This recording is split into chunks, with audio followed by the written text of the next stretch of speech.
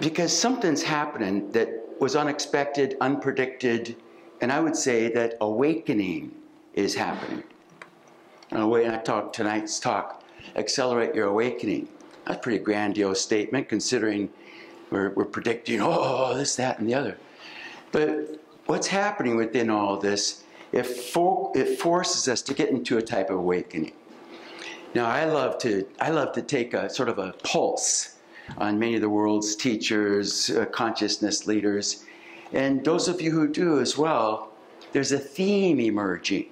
All of a sudden, it's not 100 different directions. There's a theme emerging. This is what one of the teachers, Eckhart Tolle, says. This awakening. Awakening shifting from a thought-based entity to a present-based entity.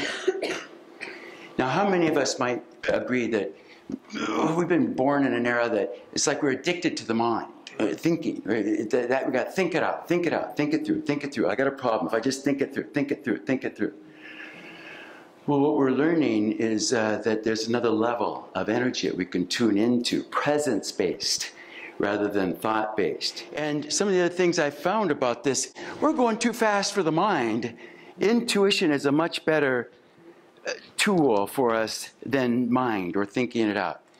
Do you know that each of us can think 50 to 70,000 thoughts a day? That's how many thoughts you and I think. Which of those are you going to follow?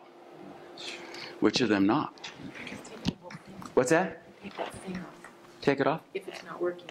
Well, then I'd have to undress. Maybe that's part of the good job. So the energy of intuition, and their teaching, when you go back to their teaching, you have to get in touch with your integrity first, is their word, integrity. But all that means is authentic. When you're in touch with your authentic self. Isn't that a great word? If you're in touch with your authentic self, just who you are, your core essence, then instead of, you want to use your mind to gather all the data, what's there, what's possible, what's not possible, and then when you just get in touch with your integrity and go with yes, no, yes, no.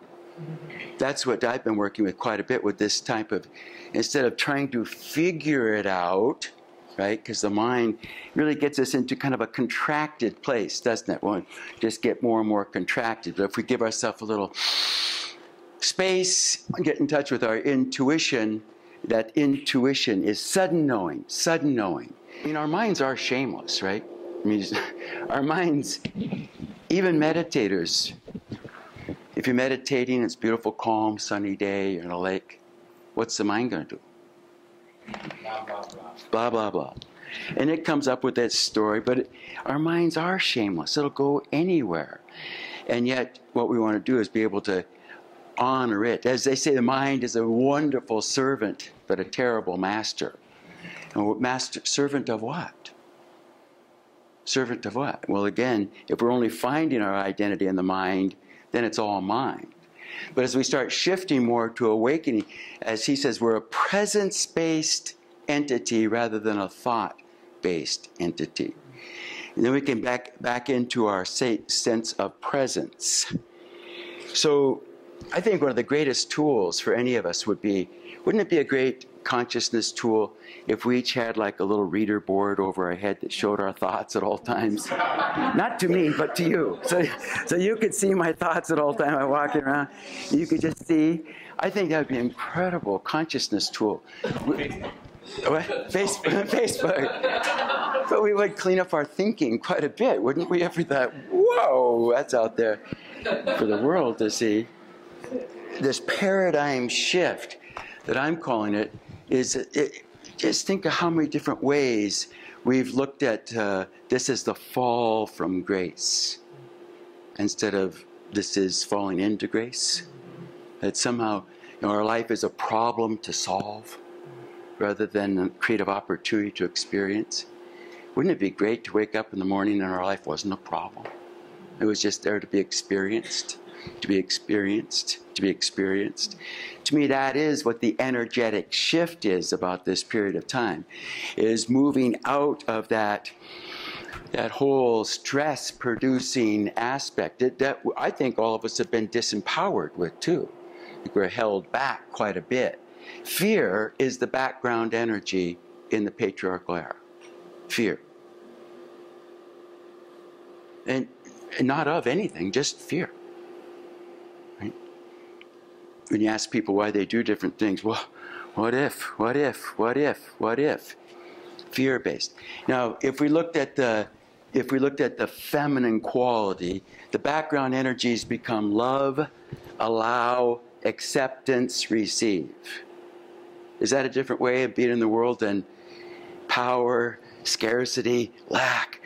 You know, fear, scarcity, lack, oh my. Fear, scarcity, lack, oh my. Isn't that beat a lot? When we think about shortage, it's only enough. That justifies survival of the fittest. What an unhealthy way to be on a planet, isn't it? And that has justified all types of atrocities on our planet. Well, it's just the way it is in science. It's not how it is. It's a misinterpretation of how it is. It doesn't have to be that way. But yet, all of us have been raised in that. So we have to go through some deconditioning in order to become healthy, functional people. I mean, of course, we have centers like this so we can come, and we're not just healing ourselves, we're expressing healthy people. But haven't most of us had to go through some work of overcoming being dysfunctional in order to become just a functional person? Right? So at the conditioning that we grew up with at the tail end of this patriarchal culture that most of us grew up in, well, we do need to do the deep work of liberating ourselves from some of the false stories that's all about. Now, when I say that we all have up-leveled, everybody has up-leveled a notch in their consciousness, right? Now, so that means that all of a sudden, all of us should be able to look at our life and see it from a different perspective. No matter where you're at in the path, from people who've been on the path for 30 years, people just starting. Is that true for you? Are you finding this? That all of a sudden it's like seeing things from another perspective, another level of perspective. The power of conscious awareness for me is if you can stay aware even while you're in a funky place, you can break the cycle. That's the statement. So we all have what we could call an ego, identity, and then, well, the darn words, is enlightened. That's why I'm using awakening or aware. Because enlightened, just too hard of a word for us to hear, but that's really what's happening. We are all becoming more enlightened or awakened, but we've thought of enlightenment as such a lofty principle. There's only been 2 or 3 or 5 or 10 people, and the billions of people have ever gone through this planet. Don't even talk about that kind of stuff for us mortal people. But it is, that's what's happening. But if we can stay, so we have that separate self, and then we have an aware self. We have our separate self. When I leave here tonight, I don't go wander around. I have an ego. I know where to go home. That's healthy. But then we have the awake self. Now, if we can stay in the state of awareness, even when you're in the grips of one of our mucky ego, fear stuff, happened to anybody ever? Like several times a day, right? I mean, that's not unusual. One of my favorite sayings about enlightenment is you bob in and out of enlightenment. You know, enlightened today, asshole tomorrow. It's not permanent state. We bob in and out. We go into the experience the next day. How did I be such a jerk again? I was a pretty good guy yesterday. Well, these are the things that we want to watch with this, right? We want to become aware. But so you're going along, and if you can stay aware, even while you're in the midst of one of your fears, anxieties, but you're staying in your place of a conscious awareness, what does that mean? That just means being able to see that you're there, right? That breaks the cycle. The ego requires 100% absorption in the fear or the grip. You have to believe it 100% to stay there. But if you're aware, you broke the 100% rule, and you pull out of it. Now, if we stay in awareness, we should be able to start watching also what I like to do is, well, what specifically, since that happened pretty quickly, what specifically was I doing and or thinking, but it was always what I was thinking, that I was fine and I'm not? What did I start thinking about that, if we watch, it's not random, right? It's very specific. No, every time I start thinking like that, I feel like hooey. There'd be a good thought here. There'd be a good message here, right? Maybe don't think like that. I try to put up a psychic roadblock, if you will, in my mind. And like, no. Just that if you want to stay centered, your own inner psyche will tell you. And what we're learning is that, that thoughts have an energy with them, an emotional energy with them.